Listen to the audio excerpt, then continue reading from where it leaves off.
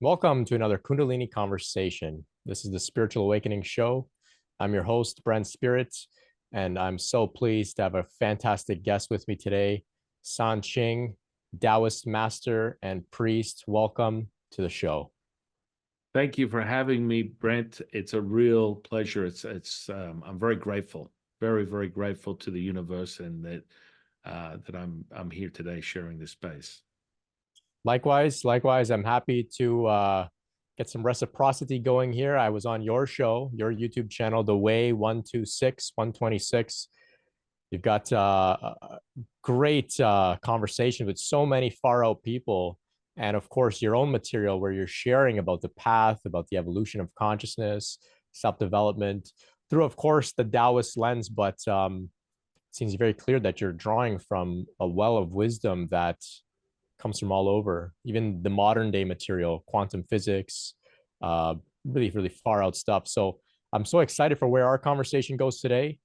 When I was on your show just a few days ago, there was definitely a very palpable energetic transmission taking place between the two of us. And I'm admittedly still feeling the effects of such a powerful encounter and conversation. Really exciting. And so we can consider this part two in some respects. So San Qing, Taoist master, has been practicing for over 30 years. He's the father of six, coming to us from Las Vegas. He's the author of The Ancient Practice of Synchronicity, How to Manifest and Realize You Are the Universe. He's also got an app, The Way 126, a modern sharing of some ancient practices, very powerful stuff there as well. And I really love your tagline, your slogan, your message, your mission. Become the master, keeper, and creator of your reality. And so today we're gonna dive in deep into how this all began for you, San Qing, the challenges you face going through, what we may call Kundalini awakening, but of course we know it to be a universal process of spiritual development. I haven't had anybody speak about this process through the Taoist lens. And so I'm very excited for you to bring some new language, some new paradigm to help us to make sense of things from a new angle, but also to help us to let go of any clinging or attachment to seeing this solely as a yogic thing, solely as a Hindu thing, solely as some ancient thing, and actually to see it as a very modern thing that's universal around the world, across space and time. So like that, I'll invite you, San Qing, to take us back as early as you would like to, how does the spiritual journey begin for you? What was it like? Well, it's interesting when you start to look at how quickly you shift. Like, what I like to remind people of is everything is a story until otherwise realized. And so many people keep hold of their past that dictates their present and future. And so, as a child, I sort of was working with a lot of adversity in relation to just the state of being different. And so when I was so different to all the other kids, it was subject to this sort of like state of, I want to break this kid's will. And so I would be, in all intents and purposes in today's modern time, be subjected to levels of bullying beyond your wildest imagination. Yet I would literally have, a situation where this kid is so weird. He speaks some things that I don't understand. So my answer to that is, I've got to do something to him. I've got to hurt him. So I went through a lot of this sort of physical bullying, and my will was to stand up after being beaten down many times over and have the words of, "Is that all you can do?" And the kids would be looking at you like, "No, you just speak weirdly." And funnily enough, when I look at it, I was a top 1 percentile. I never really focused on school. I just quickly absorbed the information. And from a deeper understanding of what I know today, I was just basically channeling direct source information. So I would sit in a class and do much of nothing, but be the top in the class of whatever it was that I did. So it was an absorption. And so through that, I sort of developed this desire for this physicality, this need to present myself as something more than just the words. So I became sort of obsessed with, well, what's my out to this sort of like continual beating of my mental emotional state, which I would not submit to, which was very strange for these kids. So at a young age, I discovered bodybuilding. So I was like 11 years old, and I found education of a bodybuilder, Arnold Schwarzenegger, and I was like, oh my goodness, this is part of it. My will can't be broken, but I need to feel the strength of this physicality. So I went on a journey and pursued bodybuilding for my teenage years, and became a powerlifter, bodybuilder, and I developed that in external strength. So, getting to crazy lengths of being able to squat stupid amounts beyond people's wildest dreams, 500, 800 pounds, deadlifting 500, 800 pounds. And so there was a point where my physicality said, you cannot continue this. The wheels are coming off. You need to start looking for another outlet. And so that moved me into my journey into internal alchemy. So now I went from the physicality, which was presenting itself with all this strength, to this need to discover something greater. So when I was a young boy, one of the kids at school had a father who was a martial artist. And I came to find out that he was actually involved with certain practices with Bruce Lee at the time. So I was like, I need this. I need to express myself and change my perception by using this power. I need to be able to protect myself.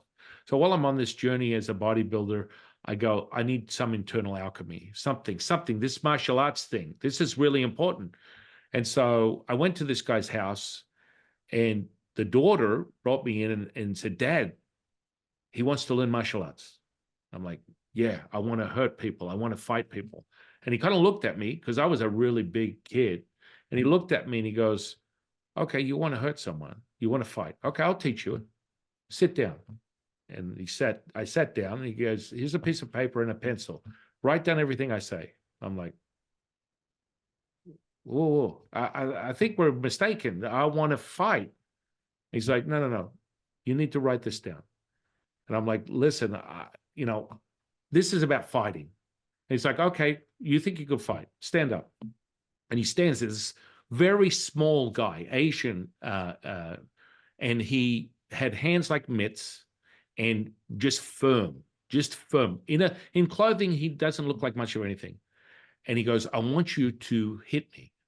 I'm like, listen, old man, I'm going to hurt you. I'm going to hurt you. He's like, hit me. I'm like, and then he goes, don't just hit me. I want you to kick me. And I'm like, really? And I'm looking at my friend, and I'm like, I'm not going to hurt your dad. And like, the really weird thing was, I was obsessed with looking at his hands were like gloves. They were leather, just absolutely unbelievable. Now, understanding the deeper alchemy to this day, he was heavily developed in other practices. But when I went to swing at him or kick at him, I almost broke my leg, and I'm screaming in pain.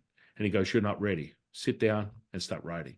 So I did this I was like licking my wounds. I was sitting there, it was like, literally, this has got to be something more. So I sat there for like 2 weeks, and then finally said, I don't have it. I just don't have it. It's not for me.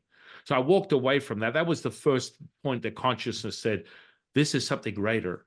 And then I went, okay, into the physicality, continued the bodybuilding. And then I discovered I wanted to find something greater within inside. And so you start thinking, well, what might that be? So let me discover meditation, because coming from a bodybuilding perspective, meditation to me was at the time, Hare Krishnas, yogis, this type of nature, Gandhi. And I was like, this is so weird for me. It doesn't make sense to me. I didn't have any particular belief system. I just kind of went, all right, look, I'm going to check it out. I'm going to try it. So I found someone that was offering a free meditation class, and I went to this rec sort of youth facility, some sort of community center at the time, and it was in a really bad neighborhood. And so it was half a dozen sort of like what you would call misfits that were there, and I was this big bodybuilder trying to sit in a lotus position, and I was literally like, I was in pain. My back was in pain. I'm sort of crouching over. I can't do lotus. The actual teacher was this very small little Asian woman, a grandmaster. And I was thinking, oh yeah, she's just probably just trying to, fob this off as some type of like teaching, right off for a 501c3, whatever it is, this type of mentality. And I'm thinking, look, I've got to try something. I don't know what this is. I know that it's not what I'm used to. And I sat there, and there's noise outside. There's ambulances, dogs barking. We're in a bad neighborhood. And I'm thinking, I can't do this. From what I know, stillness is to quiet the mind. My back is in pain. I'm uncomfortable, and I'm attempting to focus my attention on this. Now, within bodybuilding, you just are this present moment. Like, to acquire that power, you just tap into it. And so I understood that. So I sat there, and she goes, listen, all I want you to do is listen to my voice. And when you take a deep breath in, everything will fall away. And when she said that, I was like, I took a deep breath in, and it went silent. Her voice was muted, and I am freaking out. It was like an instant obtainment of a level of consciousness that I'd never experienced before in my life. Complete silence. Everything disappeared. I couldn't even hear her speaking. And I was like, oh. This is a whole nother level. This makes this bodybuilding stuff look like garbage. I don't care about. This is an access of consciousness I have never experienced before, and inner power. This is it. Now I went on the journey, and of course I found a way to obtain training within the internal alchemy and develop my skills as a priest. I went on that path. I trained for many years. I went to China. I got ordained in a monastery over there. And to this point, I've been living the Taoist life, in summary, because I don't want this all to be about my life story, but in summary, this is where I am today. And, you sort of merge past you realize how powerful you are as an individual and as a collective, as a singular. But this discovery, this inner alchemy that we speak of, that Brent and I talk about, is so obtainable to everyone. It's part of the infrastructure of all things, and what you access within this physicality that takes you to this state of awareness. So it sort of like took me on that path, and the physical is so limited. So yeah, and going down that path, and ever since then, for the last 30 years, I've been teaching people these practices that are sacred in nature. But there's a level, there's 9 degrees within Taoism that you obtain these sort of like internal alchemy practices. And the highest one is to channel direct source information. And there's a stepping stone to that 9-stage progress that puts you in a place where you directly channel information that makes it accessible to you at will, creating, clairvoyant senses, mediumship, direct channeling, physical healing. And like, you understand this, and that's why Kundalini is so important to you. There is a process. There's been millions of people before us that have been practicing these things and handing them down from generation to generation. And I always remind people, why recreate the wheel? If your consciousness is bringing you to the front door of this realization, adopt it and let it be your experience, and then decide whether this is for you or not for you. But once you activate the alchemical mastery, you're addicted. Like it was like a hit of a dookie, a joint, however people would call it today. The second I had that moment where everything went silent, I was addicted, absolutely addicted to the inner workings. Fascinating stuff here. So you described just now that at the 9th level, there's this channeling, a direct relationship with information. However, you described also as a child, you had this sort of direct connection to information as well. It seems you were primed to be open to receive, not even to receive, but to cross paths with some really powerful individuals. And also to have this experience, you're there, you can't even sit in lotus position. I'm sure that woman, not every person that she connects with is going to have an experience like you. So why were you so easily drawn to the path and so receptive? That's a great question.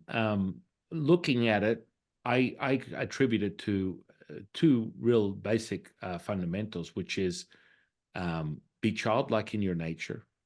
and accept everything at face value. And I had no other, I wasn't in my mind of, I've learned all these practices, I've read all these books, I've had all these sort of like experiences to define what it is that I'm experiencing. And from one of my teachers that teaches me every day, the Jade Emperor, he always says, when you accept you know nothing, you know everything. Mm. And so when you enter that state, that present moment, things become realized. And I attribute it to that. And now, of course, in a deeper nature, looking at all the past lives that I've had, hundreds before this one, I've experienced in the very essence of my eternal immortal self, and hundreds of reincarnations of Daoist immortals, Daoist masters, Daoist priests, Daoist healers. It's all integrated and wrapped up in a bow. And yet that charge that you and I are feeling, you're feeling that you know it to be true. And that's part of what I think is so powerful about your understanding and mastery and sharing it with your audience, is that connection. And everything that you say is so valid that it comes from the experience. It's not just words that are spouted off. When I witness or experience anything that you share with your audience in your teachings, it's so palpable. It's eye-opening because it's a supercharge, just like we're experiencing. Well, thank you, and likewise. So beginner's mind essentially is what you're describing, being open, like childlike innocence, beginner's mind, and yet simultaneously you're drawing upon tens of or hundreds of previous lifetimes. So it's an interesting paradox there, beginner's mind, and yet drawing on some deep experiences to be receptive in this lifetime as a young kid. Were you growing up in Las Vegas? No, I actually had other experiences throughout California, unfortunately. Hmm. I'm just personality there. But Yeah, this is sort of like this attempt to or connection, and I remind this to anyone that listens: if you are receiving anything from this transmission that Brent and I are giving you right now, is the ability to access it instantaneously, that there is no limit, that through your neurology, your soft technology, you can access the state that we're experiencing right now.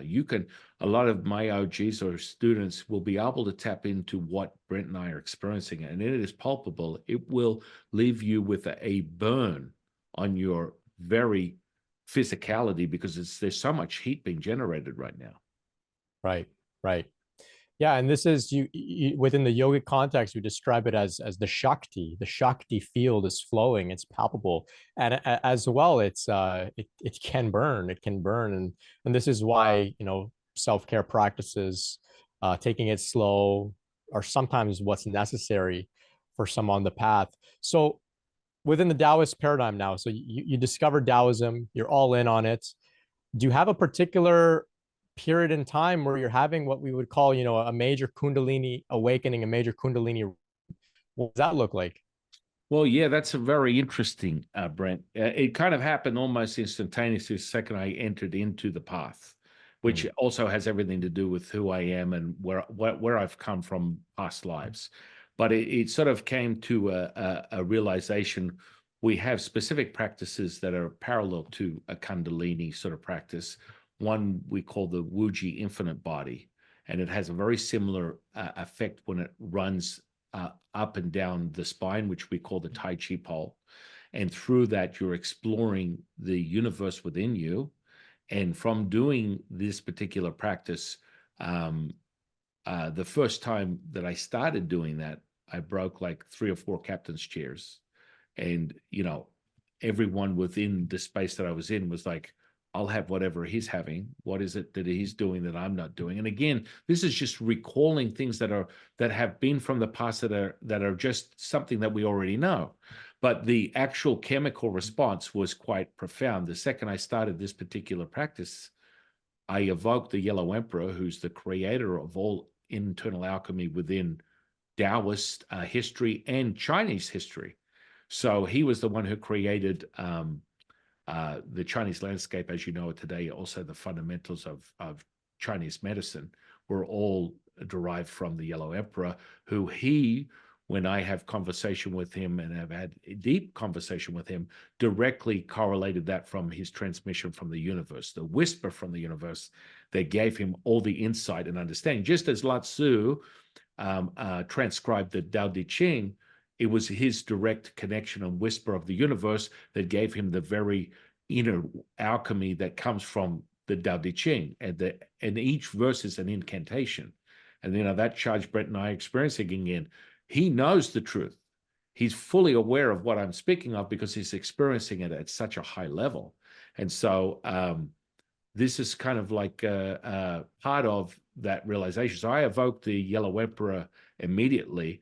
And the second that this energy hit my my pineal gland, that was the end. The whole room opened up, and it was the Yellow Emperor sitting on this gold throne, and this river of gold, like water, was running down into the universe, and he was sitting there going, "Welcome, and now you're ready." And that was the first experience that I had, which is mind-blowing for a lot of people, but it's reuniting yourself with what you already know. And so the alchemy part is so powerful that Brent can show you, I can show you these practices that will evoke things within you. And I always say there can be a progression or there can be none. My progression was I literally broke 5 chairs, and if I was not focusing on just allowing, I could literally turn into a tornado. And that's just part of the energy moving through you. And quite frankly, it has a lot to do with the fascia, the muscle tissue. And as you start to reduce the amount of muscle tissue within your physical body, it's at a much easier flow and access point. But it doesn't necessarily have to be all things. You can still be a professional bodybuilder and an enlightened alchemicalist. Fascinating. So you have this, very rapid awakening. It seems like you're brought up to speed, perhaps with some prior lifetimes progress. Were there challenges that came despite being so easily into the path emotionally? Yes, it was kind of like the second that happened, I had what was equivalent. The literally that night it started was what people would perceive as the dark night of the soul. And that went on for days, about 5 or 6 days to be precise, nonstop, every thought, every feeling, every emotion at once. And so, quite frankly, it was at a point where I wanted it to stop, and it wasn't stopping. Once you switch it on, it's on. Now, I'm not cautioning people. I don't want people to be afraid, because had I was given a little bit more insight, because at the time, my training, where there was no assumption that someone would access this like 5 seconds into their training, right? So there was a progression for most people, but I always share this with anybody.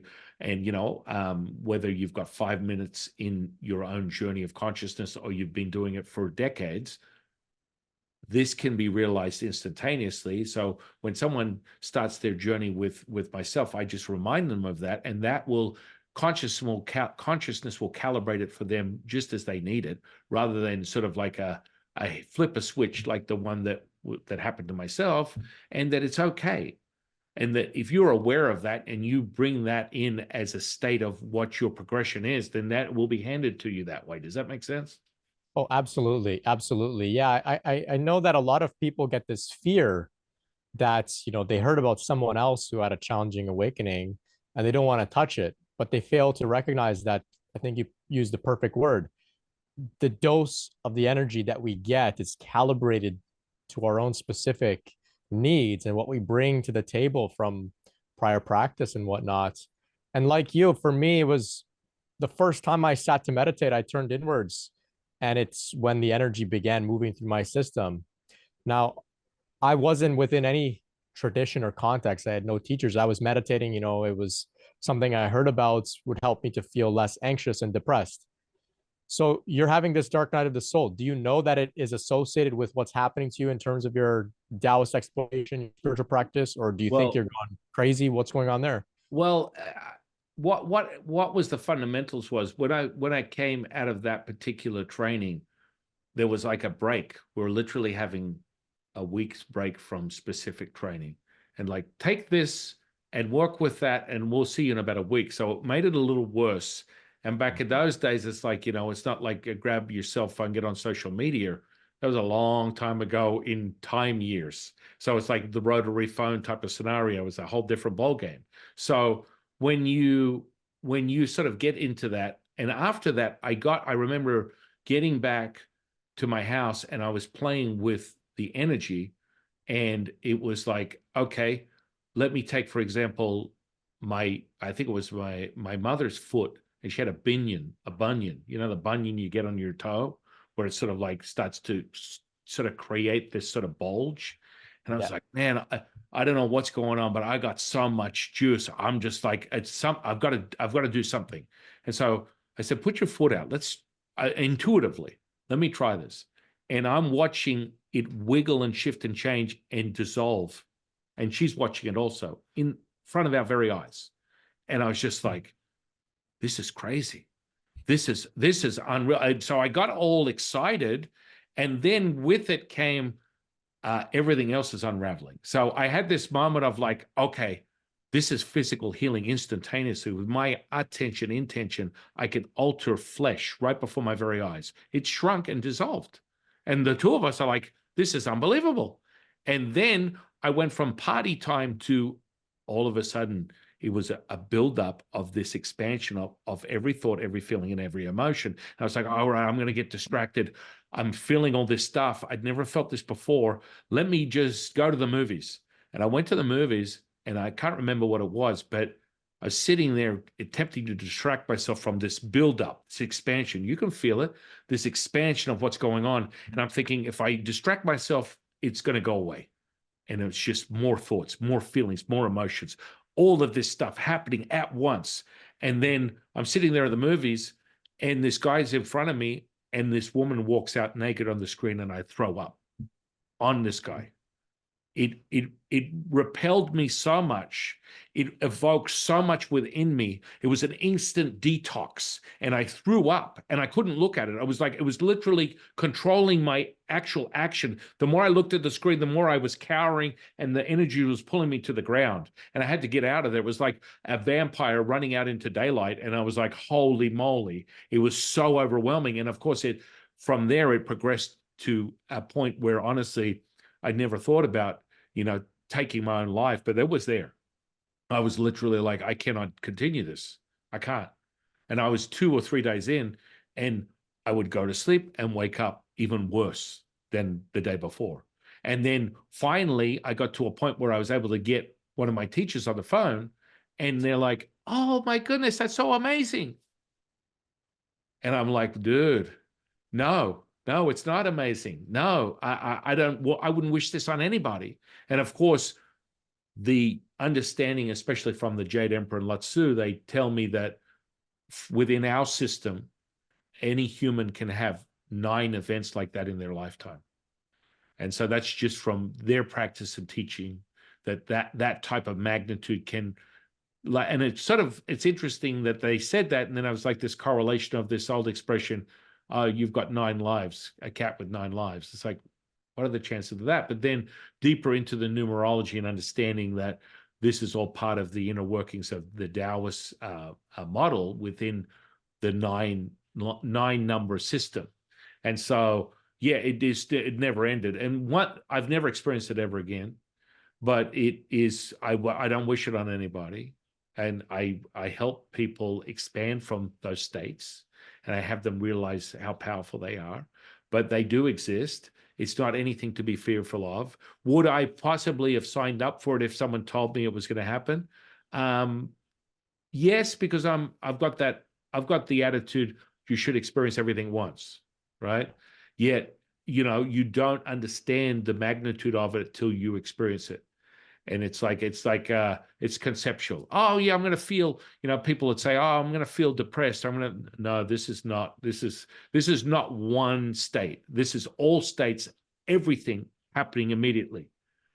So yeah, I definitely say to people, as Brent has said, is dose it the way you want it.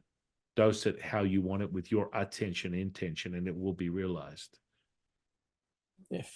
Far out stuff, man. It sounds like a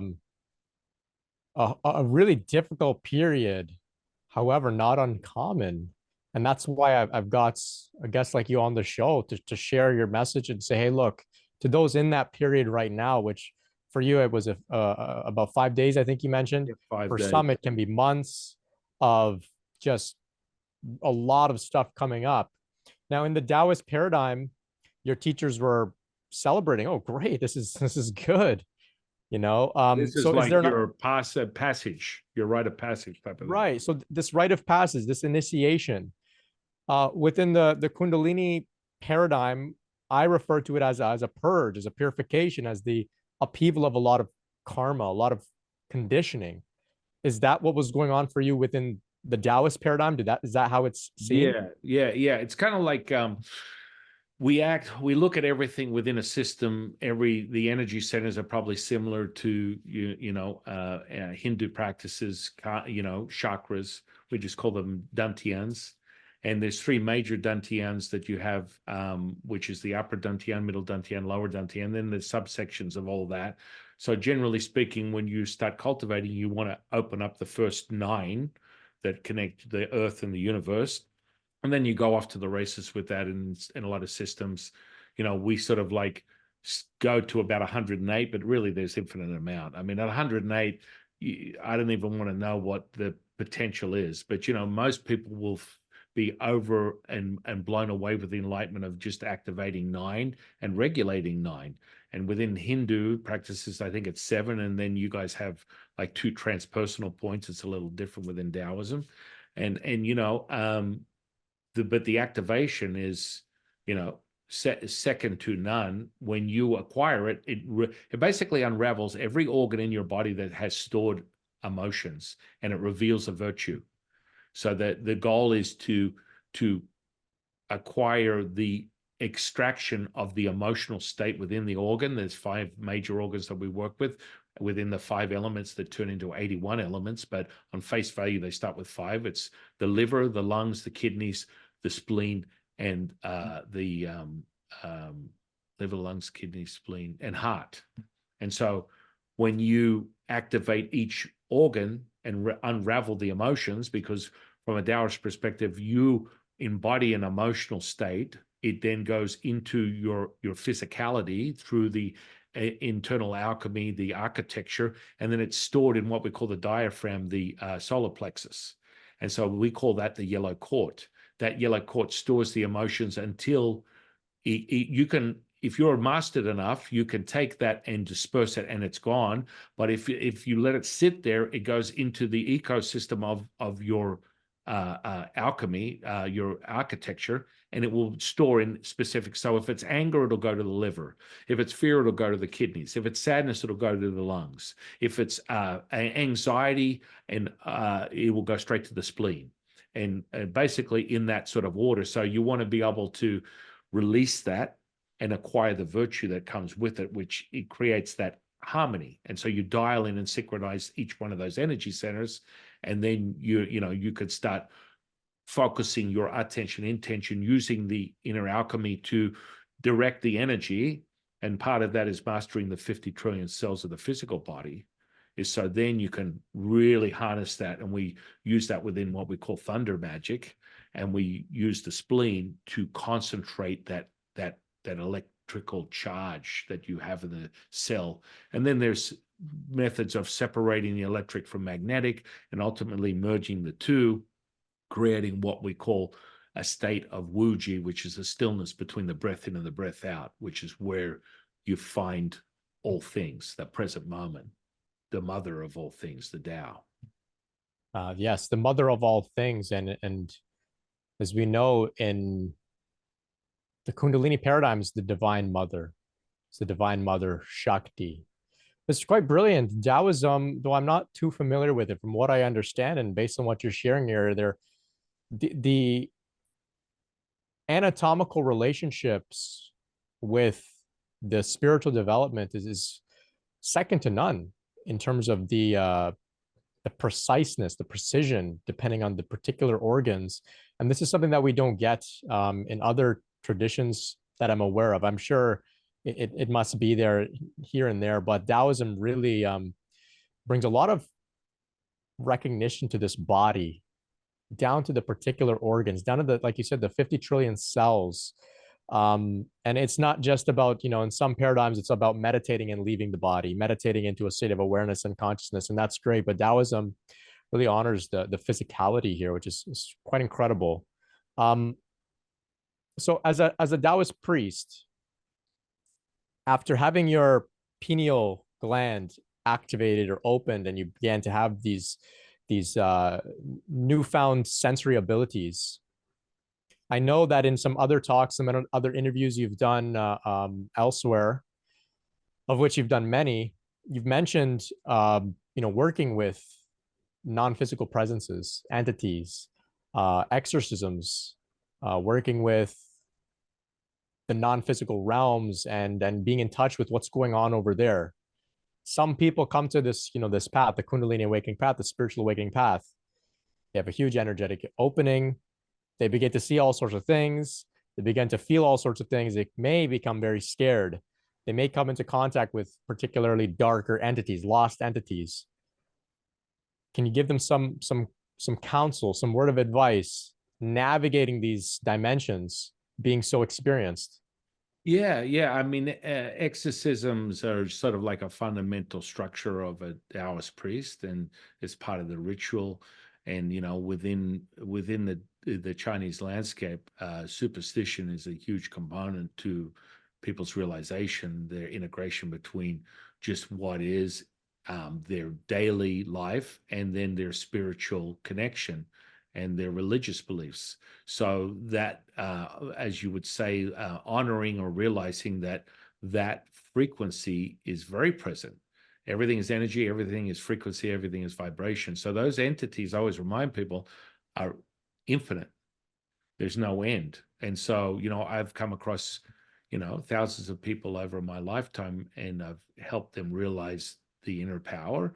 And in some cases, I will spend, a couple of years navigating through people's realization that these entities are present within their field and that they want to become, the big badass exorcist. And that's okay. There's nothing wrong with that. Always remember, and I quote from Tom Campbell, the large consciousness system is giving you what you need right now. So there's never it's not like because a lot of people will come to yourself and myself with this very understanding, and they'll start with perhaps this is a psychotic episode. This is like what's going on here. And quite frankly, I remember decades ago when I brought my mother to a channeling class that I was doing with a bunch of students, and she was sitting in the class. It was about 20 people, and normally I'm teaching them how to access this consciousness. One person will channel the entity, the other person will have questions. So I'm walking around the class, and you're seeing people pop off everywhere. They're accessing this information. It's running through them. They're changing their demeanor, their tone. Everything is being altered instantly. It's like, whoa, this is really another energy passing through. And this one girl, I could see shape shifting, and it's just a part of the sensory perception. As you develop your clear senses, you start to see these things with your eyes open, as I do now. I see entities. Latsu is present in this space. I'm sitting in the universe right now, experiencing the fundamentals of the gradients and the subtleties of a constellation, the sun, the universe. When you are able to integrate this very understanding and you master it from a Neigong perspective, the inner power, you can access all dimensions at once. You can be present. There's zero reason why you can't, and I can show you, Brent can show you. There's an understanding of that pulpability, that energetic component. Anyway, so this girl is morphing in and out, and I'm seeing 2 or 3 entities morphing in and out of her physical body. And the student, I just asked her to step aside. Then I started having a dialogue with this entity that seemed at face value as being benign. And then I sort of pushed a little harder, and it just changed its whole appearance and its tone and everything else. And she changed her physical tone and literally spun around the room and threw herself across the room. And my mother's eyes went open like saucers and went, and she doesn't swear. And she used expletives. WTF, this is real. It's like, yes, it is real. It's very real. And so this understanding that this is also a construct of this person that is also creating the very entry level to these energies. Now, I want to be very clear, not to be afraid of this understanding, but understand that this is taking place within the construct of your reality. So you open the doors. So leave your lights on. So what does that mean? If you live in fear, fear will find you. If you live with the idea, or you want to play with other frequencies, they will come to your door and they will present themselves. But they only have an essence of awareness within your field if you give that energy, if you give that power. So you can actually experience these entities, and I've dealt with thousands of them over the years, and they never have the power to engulf you, to control you. The basic seed, and this is my observation and realization over doing this, the main cause of these entities is for someone's specific journey. And the fastest I've ever had one dissolve itself is in seconds. And what is the main purpose of these entities? Is you give them love and they dissolve. Right? It's like people are like, whoa, really? I mean, it's one event that I can recall that I spent like 3 or 4 hours negotiating with one of these entities, but and that he still left. But in essence, it's about embodying that part. Now, for the individual, it may be in the construct of their journey that they realize there's a certain point where they level up their consciousness and they acquire this different perception, a higher consciousness, a higher vibration, a higher frequency, and they're resonating at a new level, and this entity dissolves itself. And it may present not just in a dark, ominous sort of appearance, but maybe in the the distortion of an emotional state, which is generally how they present themselves. I had a dear friend of mine, a Buddhist monk, and we talk about this. He calls it the dukkha. I don't know whether you're familiar with this, and he calls it the dukkha, the distortion that is created. And his job, he considers his job, he's not so immersed in the internal alchemy, and he gets excited when we talk about it, but he's more about, I just want to make sure I observe the distortion and eliminate it. And that's his whole, he just wants to be free of the distortion. And it's a beautiful perception. That's just how he wants to experience this now moment. So for all the people that are experiencing these things, be very aware that your consciousness has brought you to this point. You're listening to this podcast with Brent and I, and that the understanding is that there is a solution. It's not a lost cause. You're not stuck in this space that is no return, that we will help you awaken the need or where your consciousness is to dissolve that. But I promise you, whatever it is that you're being confronted with or you're experiencing, it will dissolve very quickly when you acquire the frequency that it needs. And in all these years I've done it, the frequency is love. Yeah. And so that vibration, the energy, the vibration, the frequency, you resonate with that love, and it will be met and dissolved. And it's so crazy. It's so simple. It's like, oh, this is so simple, but it's this three-headed demon, and they're like, absolutely, this is what you're experiencing, and I value that. I appreciate that. I understand that, but understand that the sole purpose of its construct is to bring you to that realization. That's from my viewpoint. What do you think? Well, I completely agree 100%. And in my experience, encounters with entities, love is the answer. And from what I understood is that as we expand our consciousness, our sensory abilities become expanded. We can perceive all of these things. And in my view, everything comes to help us to continue to grow. And so the entities appear. Some of them may be dark, demonic, you could say. In essence, they're holding up a sign saying, can you love me too? And if you can, they say, oh, great, good job. you passed, I'm out of here. But if you give into fear, they say, all right, well, I'm here to scare you until you learn the power of love. So in essence, they are still teachers coming to support us. Not easy when they're in the moment they show up out of nowhere, they startle you. But that's when, at least for me, it's important to remember the practice of love. For me, practicing self-love, being in tune with that frequency when things are going well, the momentum carries over into those darker periods. So we don't need to struggle to remember. It's like there's so much momentum there that they will dissolve. The way that I see it as well is that they continue on their journey um, with boundaries. We say, I love you, but this is my home. This is my aura. This is my body. This is my mind. Please continue on your journey. I wish you all the best. And like any intruder in your home, they leave, right? And so I completely agree with you. And this is the power of love. This is the great teaching there. So thank you for this. For sharing about dealing with some of these things from such a confident place. Confident place. We all have this ability, of course. Like San Qing is saying, we all have this ability. Fantastic. So you've been working with many people for a long time now. What does that look like for you lately? Do you offer support in some ways? I know, of course, you have your YouTube channel, you have your book, you have your app. We'll get in a little bit, we'll get to you to share how people can connect with you. But I'm just curious, how does your practice look? Do you work with groups? Do you work with individuals? Yeah, I mean, I work with groups. I do sometimes 2-day intensives where it's what we call the Daoist rites. And basically you get a crash course in basically internal alchemy and healing. So there's like 81 colors, 81 frequencies using 81 incantations and grids. And with that, you can instantly match any physical like limitation with this system to acquire a physical healing, mental, emotional.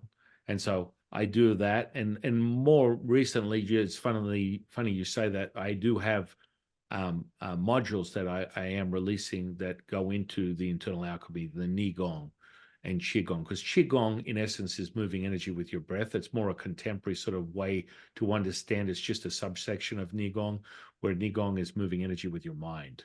And so when you master these systems, you get a very powerful understanding of your reality.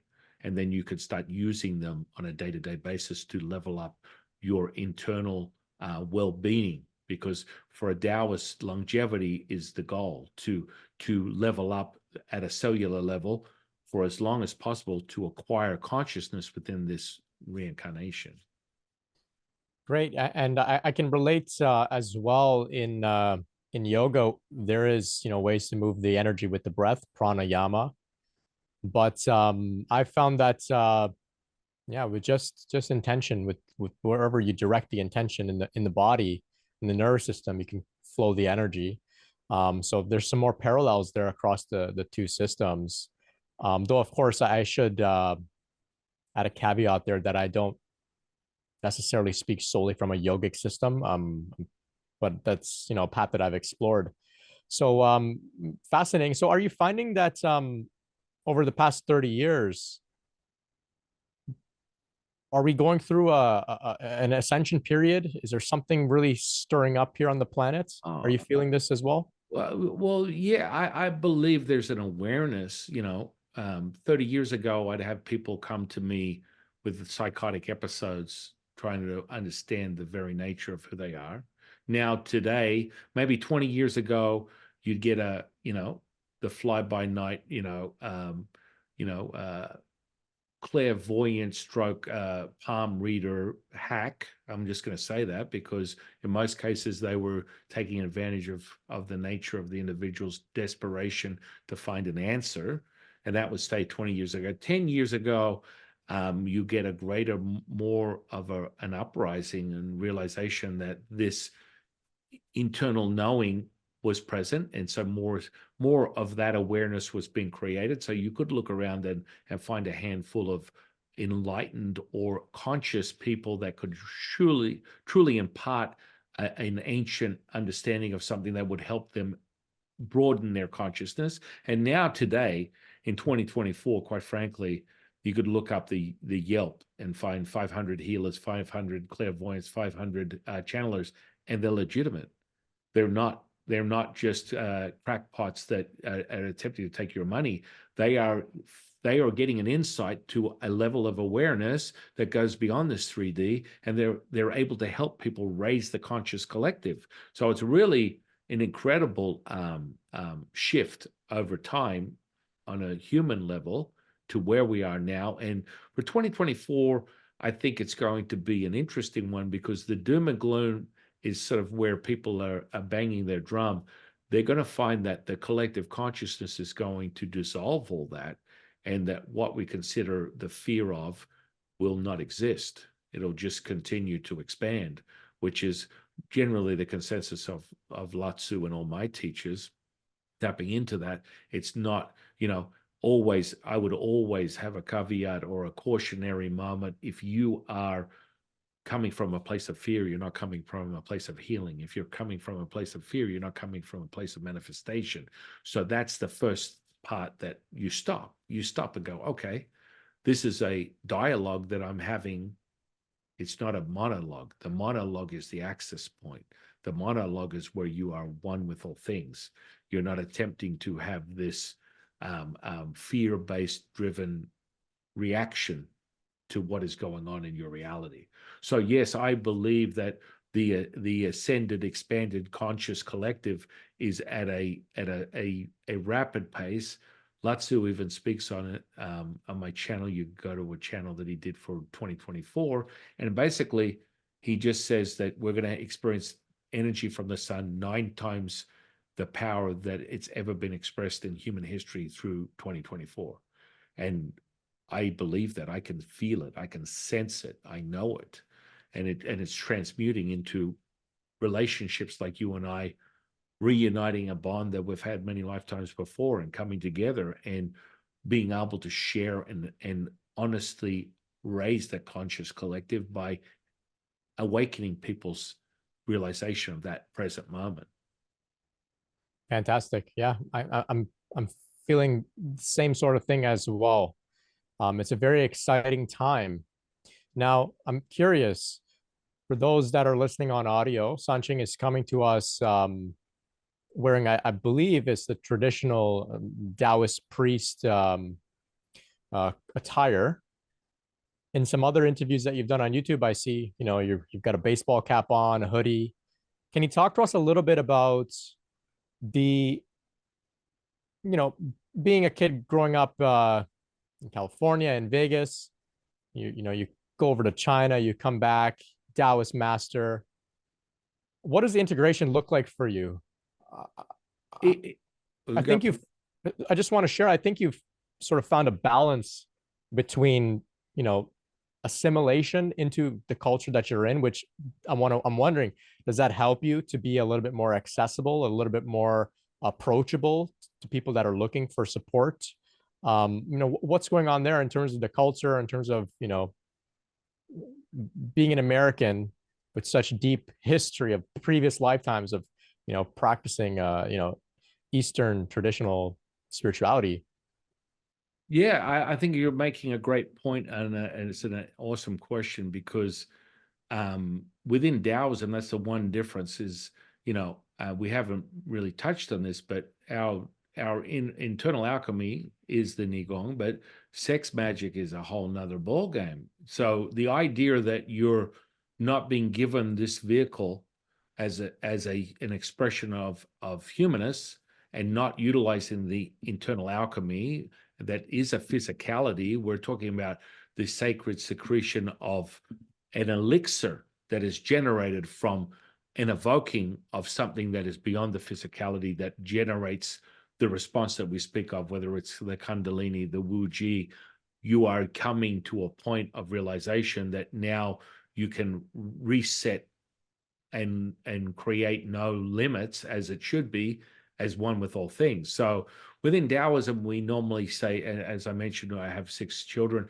It's normally the ultimate number is 9, to have 9 family members, and to be part of that collective. It's like to embody, that oneness that comes with it. So with that, you get an understanding where there is this expression of your human being, your story of some of your life experiences, and that's okay. But you can access a state of consciousness where you put that personality aside and you are just the present moment. And that's when the magic, the manifestation, healing takes place. You're no place, person, or thing. There is no title to this very moment. And so that's one of the things within Taoism that a lot of people that they kind of struggle with in other sort of belief systems, i.e., most people categorize Taoism as just a philosophy. It's actually a religion. I'm a priest. There is a religious aspect, but quite frankly, when you look at it within the three pure ones that are the highest level of Taoist consciousness as a representation of all things, they're the creation of the cosmos. So supreme purity is an immortalized version of Lao Tzu. Jade purity is an immortalized version of Jade Emperor, and highest purity is an immortalized version of Ling Bao, and they're the keepers and creator of the cosmos. So this is another whole different unraveling. But in essence, what I want to bring to the most important part of what your question was is being able to realize that the human experience is a gift, and that you do not have to be separated from it as a sacrifice. This is magic. The universal qi that we speak of, the Tao, is operating your autonomous behavior. Whether you like it or not, that's how you're breathing. That's how your blood is pumping. That's how you're being able to operate conscious. Now, the consciousness is using this physicality.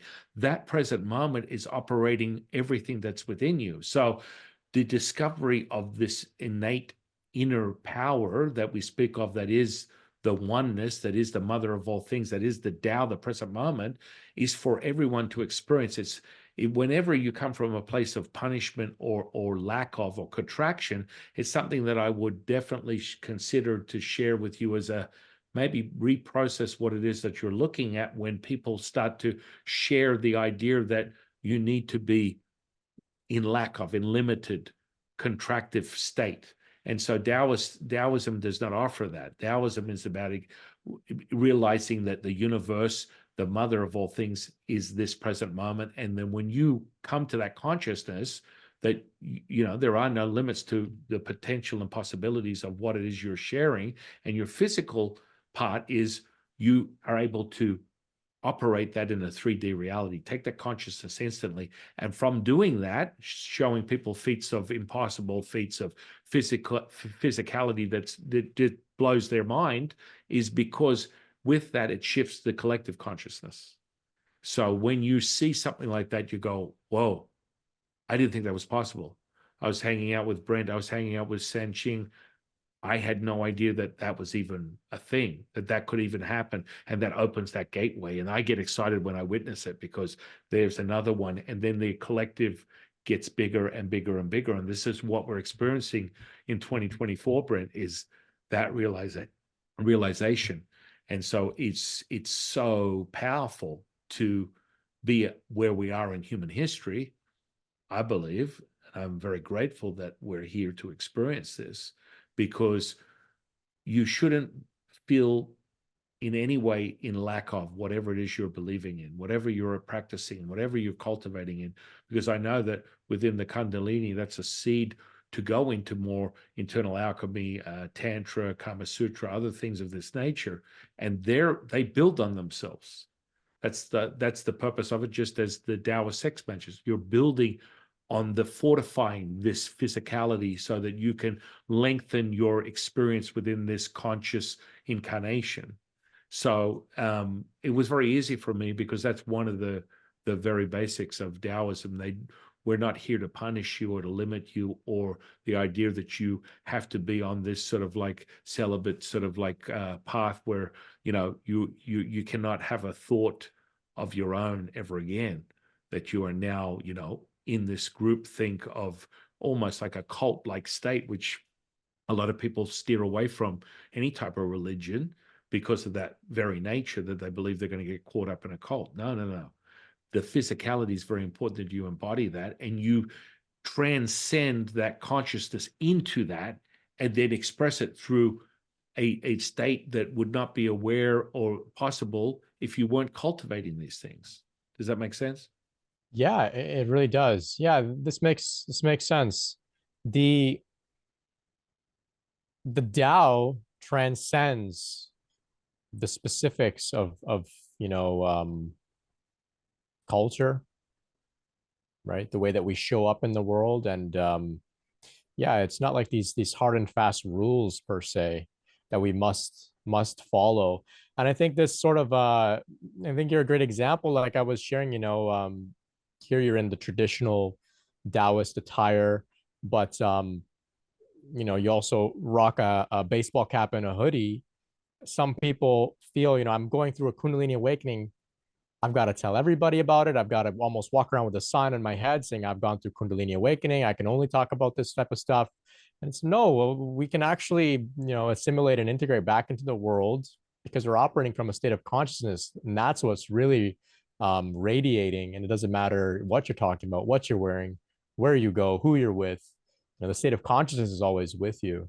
And I think, you're a great example of sharing the path in this way. Look, you've also got an app, right? That offers a lot of pretty powerful processes. Why don't you tell us a little bit about where people can connect with you and your work, like say the app, for example? Yeah. Please. Yeah, sure. You can access the Way 126 at theway126.com. That's my website, or you can find it on all platforms, iOS or Android.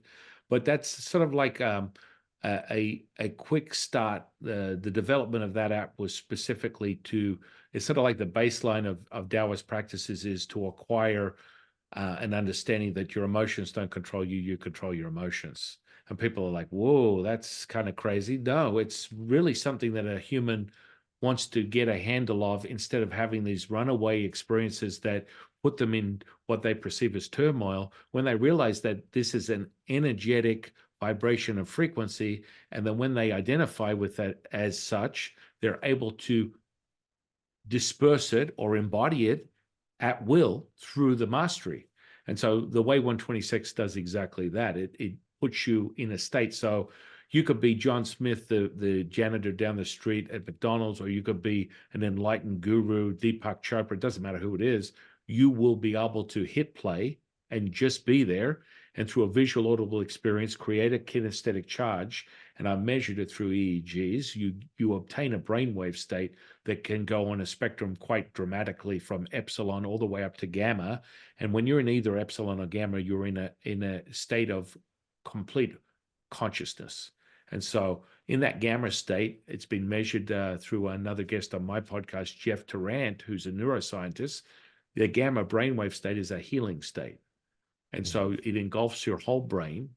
You create that gamma brainwave state from using my app, using a visual and audible experience. So you level up, it dials in your energy centers. So you go for 9 weeks. I always tell people you can do 9 weeks of this app and acquire a mastery of your emotions that's cheaper than one visit to a therapist or a psychiatrist, and take away from that. Go do that level, even though I've got 2 years worth of material. You can do that first level, acquire the mastery that you can call on at will. And I always tell people to measure it by their own experience. So a lot of people delve into these type of states of mindfulness or consciousness, as we say. And it's like, oh, get into a meditative state. And, oh, I feel really good. I've done all these other very well-known apps. I won't use their names. But yeah, and it just makes me feel good. I've got story time with this celebrity. I've got this going on, that. And I just feel really relaxed. And then you stop it and you go outside. And the neighbor goes, will you get your dog off my lawn? It's pooping. Or, someone cuts you off, or next minute you got a foreclosure notice, or your whole life still is operating, right, in a certain frequency. And so how do you obtain that frequency that you got a taste of and you're able to maintain it? This is most important. This is not just sort of like a scattered sort of discovery. With this system, it's a system. It's in no way a feel good, just go around and hit a meditation. This is not a meditation app. This is a system that hardwires neurology, your soft technology, to access this state of consciousness at will. So you can measure it every day. You do 27 minutes. For the first time you do it, you hit play, you feel like you've had 5 pina coladas a day, a week in the Bahamas, and a full body massage. And you go, how is that? What? I did nothing. I wasn't a guru. I didn't believe in anything. I didn't do anything, because you're obtaining and accessing this frequency and vibration, and you're resonating with it. It's keeping you there. And once you leave it, I always tell people, you've spent 27 minutes of your life doing this on a daily basis. The first time you do it, 27 minutes, you can measure your actual result the first time you do it. Not like, I'll do this meditative thing or this awareness thing for a month or two, and let's talk about how it can help you. No. First time you do it, the way 126, you can measure it. There's a specific exercise I get the user to do, and they can measure their results like this. And they're like, whoa, I did this once, and I can already access it and use it. So I recommend creating some type of like battle-tested environment. That means that you need to go out and real-world stuff. Not like lotus position, 3 incense, and I'm calling my guides, and I've got the perfect music, and I'm sitting there, and I've got a chant, I've got a mudra, a mantra, I'm doing all this stuff. Now you've got to take this mastery and open your eyes and now go into what you perceive as your current reality. And the more and more you are able to master and resonate at the state that I speak of, your current reality will look more like your state of consciousness that you're mastering. And it's the more you stay there, the more it expands, the more it adapts, the more it creates the environment that you're in. So when you measure it with this exercise, and the first time you use it, you know how far you've got. And you're like, wow, I didn't just spend 27 minutes, got relaxed, and now it's of no use to me. I'm able to apply it in my reality, if that makes sense. Oh, yes. Fantastic. And the links will be in the description for those that are interested in exploring more of San Qing's work. You got your YouTube channel as well, with some really great great conversations there with some pretty incredible people, some various people with all sorts of really far out journeys, healing abilities, NDEs, some great scientists, some really fascinating stuff going on there too. So I invite everybody to check out San Qing's channel, The Way 126, to support what he's got going on. It's been an absolute pleasure connecting with you today. Thank you so much for sharing with us all about your spiritual development process through the Taoist lens. You've taken us to some new places that quite honestly I've never looked at things from, or had this type of perspective. And it just once again reinforces this idea that this is universal, and it's unique for each individual, but across the board, there are these universal themes that we see. And once again, you're a great example of that. So thank you so much, San Qing. Thank you, Brent, for having me on your channel, and I really appreciate the audience for taking their time to share with us and spend the time to listen. I'm very grateful. Yeah, likewise. Okay, so to our audience, thank you so much, and until next time, much love and peace.